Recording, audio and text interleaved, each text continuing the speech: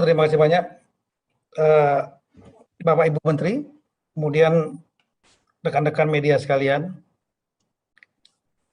Kami kira mengenai penanganan COVID ini memang sudah diterapkan upaya-upaya, mulai upaya kita tahu bahwa dengan adanya indikator, mulai dari kasus konfirmasi yang naik, kemudian fatality rate yang naik, dan BOR yang meningkat, memang perlu upaya-upaya extraordinary, maka dilakukan upaya di hilir yang paling utama, peningkatan kapasitas kesehatan, seperti yang disampaikan oleh Bapak Wakil Menkes, dan kami selaku pembina dan pengawas pemerintahan daerah juga melakukan pendampingan rapat dengan pemerintah daerah juga untuk memperkuat kapasitas kesehatan masing-masing daerah, diantaranya konversi untuk COVID, untuk bednya, kemudian juga tempat-tempat isolasi sampai dengan ke komunitas di desa-desa dan di kampung-kampung.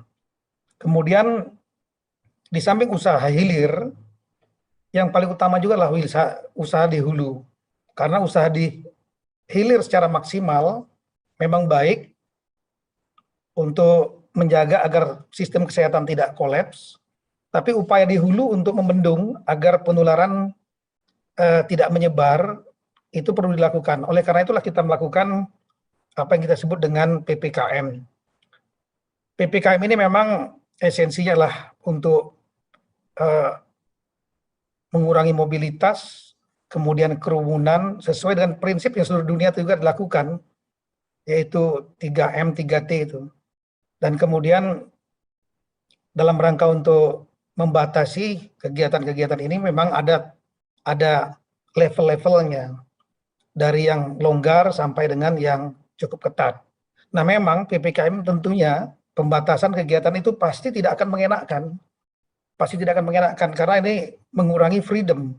Tapi memang harus dilakukan dalam rangka untuk keselamatan rakyat. Keselamatan rakyat adalah yang utama. Sehingga memang mungkin namanya juga pembatasan tidak akan enak. Tapi sekali lagi ini demi kepentingan bersama. Demi kepentingan menyelamatkan rakyat untuk kita semua. Ini yang mungkin teman-teman media mungkin tolong betul-betul disampaikan narasi ini. Kemudian kita juga tentunya tidak menghendaki ada pembatasan kegiatan. Tapi memang kita harus lakukan. Kemudian yang berkaitan dengan PPKM ini, memang Bapak Presiden memberikan penekanan, yaitu agar dilakukan dengan cara-cara yang humanis, kemudian santun, kemudian manusiawi, tidak berlebihan, meskipun tetap tegas. Karena namanya untuk mendisiplinkan masyarakat itu, di tengah masyarakat yang berbeda-beda, kulturnya, dan lain-lain, maka perlu ada langkah-langkah tegas, tapi sekali lagi, humanis, santun, manusiawi, dan tidak berlebihan, tidak menggunakan kekerasan eksesif. Ini contoh seperti kasus di Goa, sudah dilakukan penindakan, saya juga langsung menelpon kepada Bupati, Pak Adnan Yasin Limpo, langsung dicopot, dan lain-lain. Nah, kemudian, tapi jangan sampai mengurangi moral dari teman-teman, karena ini memang resiko kita bekerja. Yang penting jaga, jangan sampai emosi gitu. Kemudian, arahan juga Bapak Presiden, namanya juga pembatasan, pasti akan terdampak. Ada yang terdampak, terutama bidang-bidang ekonomi pasti akan terdampak, UMKM juga ada yang terdampak. Nah, untuk masyarakat juga ada yang mungkin karena kegiatan ekonomi, kegiatan produksi berkurang, maka akan terdampak. Oleh karena itu, arahan Bapak Presiden betul-betul didata masyarakat yang terdampak itu dan kemudian dibantu. Dan saya kira Bapak Ibu Menteri Keuangan sudah menjelaskan secara detail sekali skema dari pemerintah pusat. Nah, konteks untuk pemerintah daerah, karena selaku Mendagri, saya melakukan pembinaan dan pengawasan, pemerintah daerah juga harus sharing burden, harus juga berbagi beban. Karena apa? Karena yang ada pada garis depan adalah pemerintah daerah. Yang tahu masyarakatnya adalah pemerintah daerah, terutama desa dan pemerintah tingkat 2. Itu yang paling paham situasi lapangannya. Kemudian ada anggaran-anggaran yang sudah dialokasikan oleh pemerintah pusat maupun dari anggaran yang berasal dari pendapatan asli daerah yang bisa dimanfaatkan dalam rangka untuk membantu masyarakat. Ada dua hal yang perlu dibantu. Yang pertama adalah jaring pengaman sosial dalam bentuk bantuan sosial. Yang kedua adalah stimulan ekonomi, terutama yang terdampak agar usaha-usaha mikro, menengah, ultramikro itu tidak menjadi jatuh atau mati. Jadi mereka tetap harus bisa survive. Ini sebetulnya di awal-awal pandemi juga kita sudah melakukan itu. Nah, kemudian berkaitan dengan bansos ini, daerah ini memiliki anggaran. Ada anggaran reguler yang ada di dalam dinas sosial masing-masing. Nah, problemnya adalah kadang-kadang teman-teman daerah ini minta menunggu program dari pusat, dari Kemensos. Nah, di tengah situasi yang mendesak seperti ini, maka kita sudah menyampaikan tadi siang sudah dengan rakor dengan seluruh kepala daerah, dengan Menko Ekonomi juga, dengan Ibu Menteri Keuangan juga, Ibu Mensos, agar daerah segera untuk menyalurkan, menggunakan, merealisasikan mata anggaran bantuan sosial, dan bisa bila perlu dibantu dari mata anggaran BTT, belanja tidak terduga, itu dapat digunakan untuk membantu masyarakat yang terdampak di wilayahnya. Kemudian dana desa yang 8% itu juga dapat digunakan untuk membantu masyarakat di desa masing-masing yang kesulitan atau terdampak akibat PPKM. Kemudian kami juga sudah rapat dengan seluruh kepala daerah kepada Kasatpol PP, Dirjen Administrasi Wilayah yang menangani PP, Satpol PP, itu sudah menyampaikan hari Jumat yang lalu dengan seluruh Kasatpol PP belajar pengalaman kasus di Goa agar jangan sampai terulang peristiwa yang sama, kemudian menjaga moral anggotanya masing-masing. Kami juga tadi menyampaikan pada saat rapat dengan seluruh kepala daerah jam 10.30 tadi pagi, juga ada sampaikan penekanan mengenai tata cara penanganan PPKM dalam rangka penegakan hukum oleh satuan polisi, Satpol PP, kemudian juga mengenai anggaran penggunaan anggaran bansos, kemudian anggaran BTT dalam rangka untuk bansos. Dan prinsip utama adalah bansos ini kita harapkan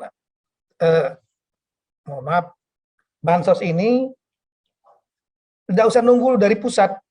Jadi begitu di daerah melihat ada masyarakat yang kesulitan, segera untuk dibantu.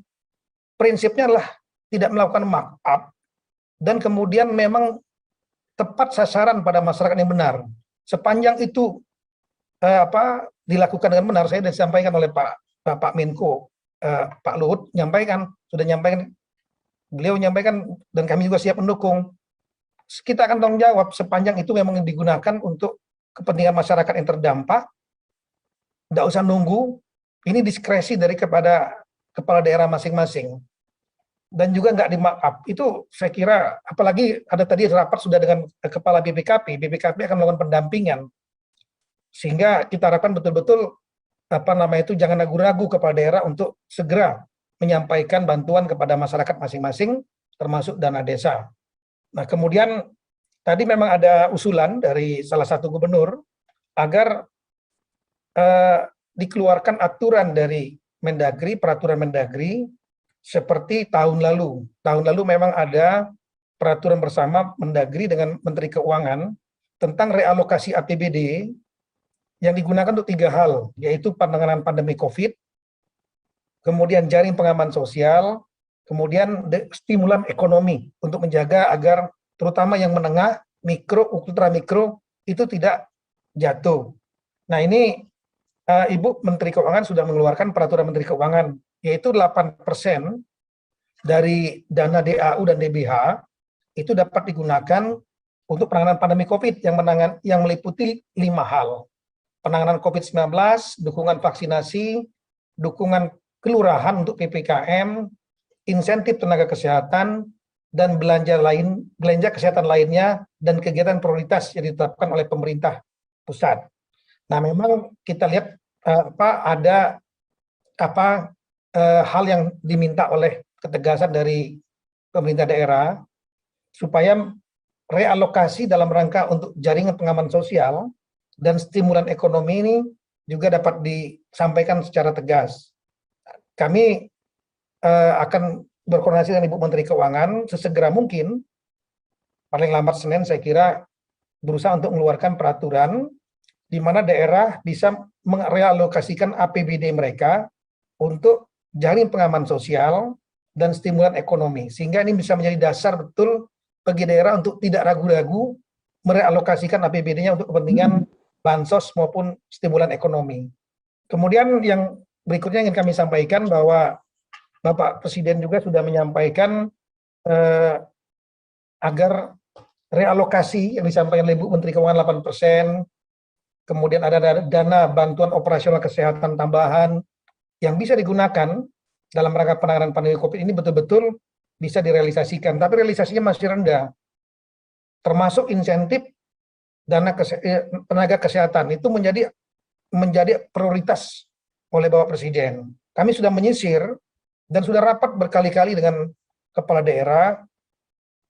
Masih belum ada beberapa daerah yang belanja untuk penanganan COVID dan realisasi untuk insentif tenaga kesehatan masih belum banyak berubah.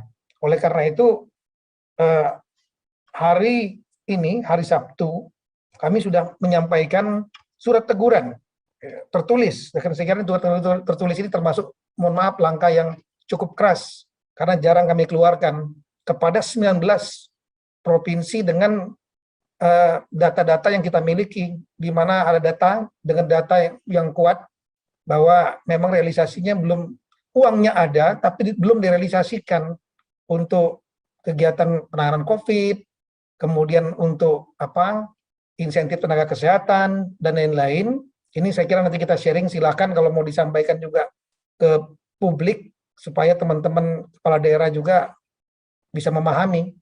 Bisa saja kepala daerah tidak tahu, karena masalah anggaran ini kadang-kadang yang lebih paham adalah Bapeda atau Badan Keuangannya, BPKAD. Sementara kepala daerah kadang-kadang, kami berapa kali ke daerah, banyak yang kadang-kadang tidak tahu posisi saldonya seperti apa. Nah, ini kami mengeluarkan surat resmi. Kemudian kami juga mengeluarkan surat edaran malam ini dalam rangka untuk pemberlakuan PPKM ini, mulai dari arahan kepada jajaran Satpol PP untuk tegas dan humanis, manusiawi, tidak berlebihan, kemudian melakukan evaluasi reguler, dan kemudian evaluasi reguler PPKM juga membantu masyarakat ketika yang kesulitan ekonomi. Jadi tidak hanya tindak tegas, tapi juga ada bantuan baik dalam bentuk bagian masker, sembako, kemudian suplemen atau makanan sehat, hand sanitizer, dan lain-lain. Ini surat edaran ini malam ini kami edarkan kepada seluruh kepala daerah dan akan kami lakukan monitoring. Demikian Bapak Menko, terima kasih Pak.